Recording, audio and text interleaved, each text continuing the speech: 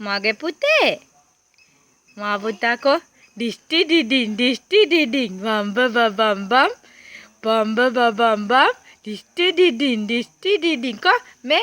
මෙහෙම කො බම්බ බම් දිස්ටි ඩිඩින් මේ දිස්ටි ඩිඩින් කො ඕ එනවද මා එක්ක කො මට එපා මට වැඩ තියෙනවා බෑ තරහ ගන්න එපා කො බයි කො හෑන්ඩ් කිස් එකක් දෙන්න මා පුතා